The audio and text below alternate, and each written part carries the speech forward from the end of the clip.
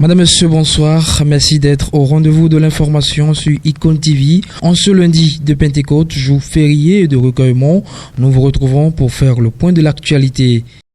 Pollution, déforestation, déchets plastiques, notre cadre de vie est menacé chaque jour un peu plus. À l'occasion de la Journée mondiale de l'environnement, la question se pose avec urgence. Pourquoi et comment protéger notre cadre de vie? Élément de réponse. L'environnement constitue pour nous, êtres vivants, quelque chose de très sérieux, de très important, dont il faut prendre soin. Donc, cette journée a été instituée pour qu'on puisse réfléchir à tout ce que nous avons comme comportement vis-à-vis de l'environnement. Lorsque l'environnement n'est pas sain, nous ne devons pas nous porter bien, nous êtres vivants en général. Alors, les diverses actions anthropiques compromettent suffisamment l'environnement de nos jours. Les déforestations anarchiques, l'effet de la désertification, les changements climatiques, la pollution, tout ça là, sont des facteurs qui contribuent à dégrader sérieusement l'environnement. Quand l'environnement est dégradé, la vie devient difficile. Qu'est-ce qu'il faut faire? L'une des actions qui sont à nos portées aujourd'hui, à notre portée aujourd'hui, c'est le reboisement. Cela va permettre d'amoindrir les chocs thermiques que nous connaissons aujourd'hui. Et ce n'est pas que le reboisement. Chacun à son niveau, dans son cadre de vie, doit œuvrer pour un environnement plus sain. Les ordures, les eaux stagnantes, tout ça là contribue à polluer l'environnement. L'utilisation des pesticides, tout ça là, des herbicides, etc.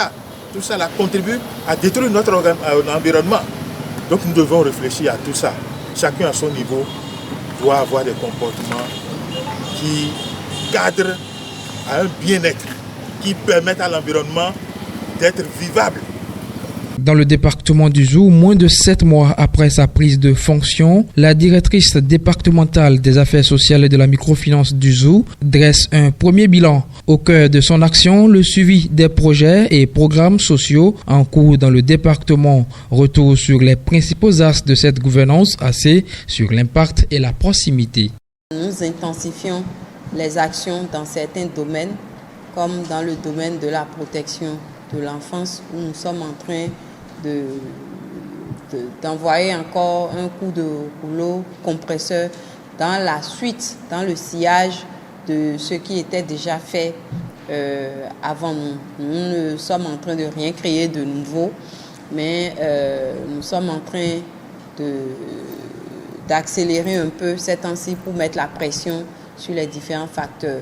Nous avons initié néanmoins depuis novembre et mis en œuvre depuis février un programme d'accompagnement aux mineurs qui sont détenus à la prison civile d'Abomey, parce qu'il a été révélé qu'ils restaient dans l'inactivité à longueur de journée. Il y a maintenant un programme. Évidemment, nous sommes à la phase expérimentale. Ils écrivent. Pour ceux qui étaient scolarisés avant de tomber sous le coup de la loi, ils font des dictées, ils ont des cahiers où ils écrivent. Ils ont aussi des activités récréatives. Ils ont fait une pièce de théâtre qui m'a beaucoup touchée d'ailleurs. Et j'ai beaucoup été émue. Et ça m'a rassurée de ce que ce programme-là était le bienvenu et qu'il fallait qu'il continue. Donc bientôt nous allons demander aux partenaires de nous accompagner. La lutte continue en ce qui concerne les VBG. Nous sommes aussi en train de réviser certains cadres de concertation pour les rendre un peu plus dynamiques et plus actifs. Nous allons aussi resserrer en termes de perspective, nous allons resserrer la synergie avec beaucoup d'autres structures comme la NPE, la direction du travail, l'INF, avec qui nous sommes en train de préparer un cadre où nous allons ponctuellement et régulièrement nous rencontrer pour plancher sur les dossiers d'abus sexuels, de VBG et autres et assurer un meilleur suivi. Il y a des difficultés et nous essayons de les juguler au fur et à mesure qu'elles se présentent. Celles que nous pouvons anticiper, nous anticipons. Et quand on est débordé, on en réfère à l'autorité. Autre information, tournée stratégique pour 2026, le parti Grande Solidarité Républicaine a lancé à Nati Tengou une tournée de mobilisation. Fonds échange, engagement ferme et visite à Ousmane Batoko ont marqué cette première étape. Le point. C'est par le département de la Takora que le parti Grande Solidarité Républicaine GSR la main dans la main a entamé sa tournée dans le septentrion. Le siège du GSR à Nati Tengou a servi de cadre à des échanges houleux mais francs entre l'encadrement des structures décentralisées et une délégation du parti conduite par son président accompagné pour la circonstance de la présidente du Conseil national du parti, Madame Aïssatou Salifou Kassimou, épouse Bangana et le vice-président Date Yokosi. Saisissant l'occasion, la délégation a rendu une visite de courtoisie au président Ousmane Batoko à l'hôtel Totora. Nous sommes venus dans la Takora pour échanger avec l'encadrement du base de ce département. Et nous nous sommes réunis à notre siège à Nati Tengou. Et à la fin, nous avons voulu, comme vous le constatez, saisir l'occasion pour rendre visite au président Ousmane Batoko. Parce que, comme vous le voyez, c'est une personnalité du Bénin. Et nous ne pouvons pas venir à Nati Tengou et retourner sans lui faire nos civilités, sachant pourtant qu'il est dans le département.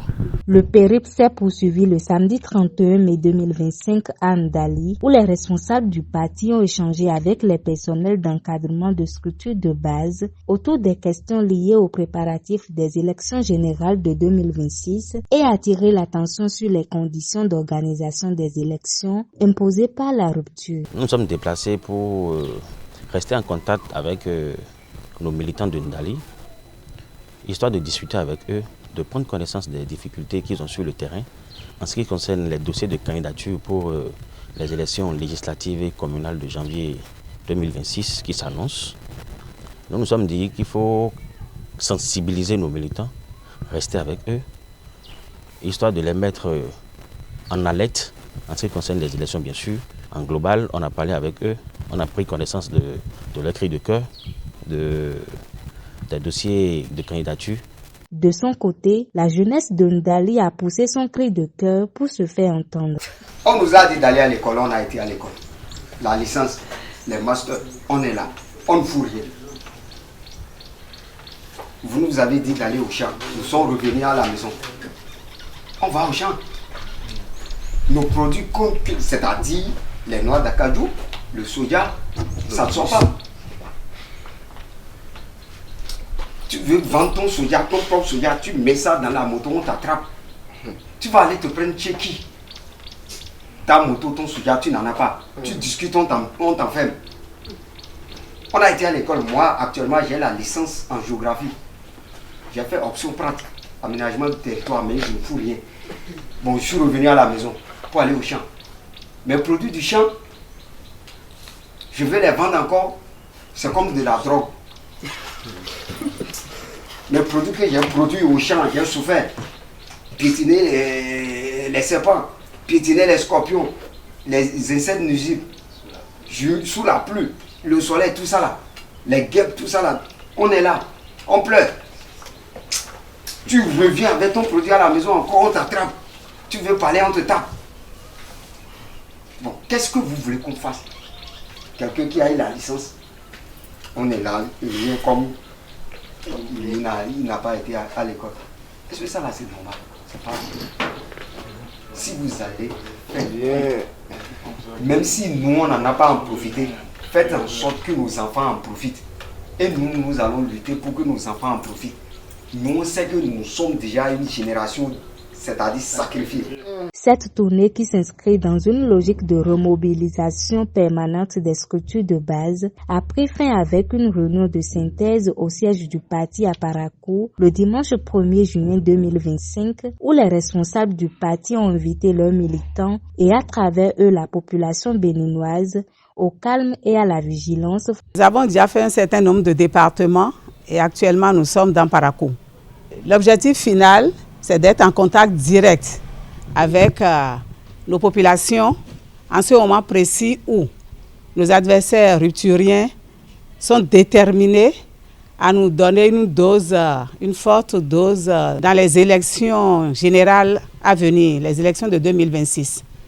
Nous demandons à cet effet à nos populations d'être sereins, vigilants, afin de mettre fin à cette souffrance qui nous a été imposée depuis bientôt 10 ans. Notons qu'à toutes les étapes, les responsables structures d'encadrement de base ont pris l'engagement collectif de travailler dans les quartiers et villages du Bénin pour l'atteinte des 10% au plan national. Une note brève dans cette édition, ce mardi 10 juin 2025, 188 893 candidats, dont 64 209 filles représentant 49,81% composent les épreuves du brevet d'études du premier cycle BEPC 2025 sur toute l'étendue du territoire national. Et puis, hors du Bénin, le Rwanda claque la porte de la CEAC. Kigali dénonce une dérive de l'organisation au profit de la République démocratique du Congo après avoir été écarté samedi de la présidence rotative lors du 26e sommet ordinaire de la Communauté économique des États de l'Afrique centrale. Détail. Le Rwanda et la Communauté économique des États de l'Afrique centrale, c'est fini. Le pays a annoncé son retrait après le 26e sommet de l'organisation à Malabo, en Guinée équatoriale. Les autorités rwandaises justifient leur décision par la non-désignation samedi de leur pays à la présidence de la CEAC. Le sommet de Malabo a fait le choix de différer à un autre moment le passage de la présidence en exercice au Rwanda, souligne le communiqué de la CEAC. Renouvelant dans la foulée le mandat de la Guinée équatoriale pour 1 an. Pour Kigali, ces droits ont été ignorés en raison de l'instrumentalisation de la Communauté économique des États de l'Afrique centrale par la République démocratique du Congo avec le soutien de certains États membres. La crise entre Kinshasa et Kigali s'est donc invitée dans les affaires de cette organisation. Au Mali, la contestation de la transition militaire prend une nouvelle forme. Depuis l'exil, Aliou Boubacar Diallo, homme politique et d'affaires, vient de lancer le Front patriotique de résistance. Objectif, un retour à l'ordre constitutionnel et l'organisation rapide d'élections démocratiques.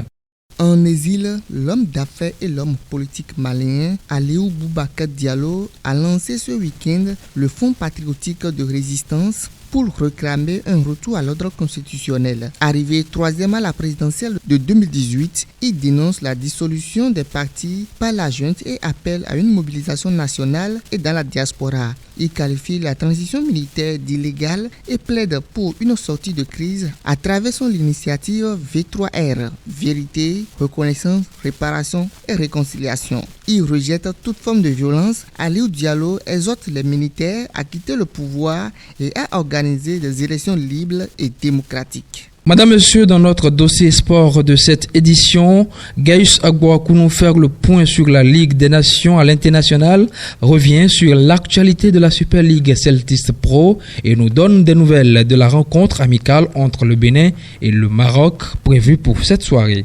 Le Portugal a battu l'Espagne au tir au but 5-3 pour remporter la finale de la Ligue des Nations de l'UEFA ce dimanche soir après que les deux équipes n'aient pas réussi à marquer en prolongation à l'issue d'un match qui s'est terminé sur un score de 2 buts partout. Après que Nuno Mendes, Bruno Fernandes, Vitinha et Gonzalo Ramos aient marqué leur penalty en douceur, le gardien portugais Diogo Costa a arrêté le penalty de l'Espagnol Alvaro Morata avant que Neves ne convertisse le 5e penalty de son équipe pour sceller la victoire. Cette victoire marque la deuxième Ligue des Nations pour le Portugal après avoir remporté le trophée de l'édition inaugurale en 2019. La 34e journée du championnat Celtis Pro League de football saison 2024-2025 a connu son épilogue ce dimanche 8 juin 2025 alors que les dés étaient déjà jetés dans la poule B. 7 clubs joueurs leur suivi dans la poule A. Au final, Bani Gansé FC et Buffle FC obtiennent leur billet pour la première division alors que Panthère FC se voit relégué en Ligue 2. Tonnerre FC chute en Ligue 3 et laisse le boulevard grand ouvert à Dynamique FC, Dynamo FC et Real Sport FC qui se maintiennent en Ligue 2.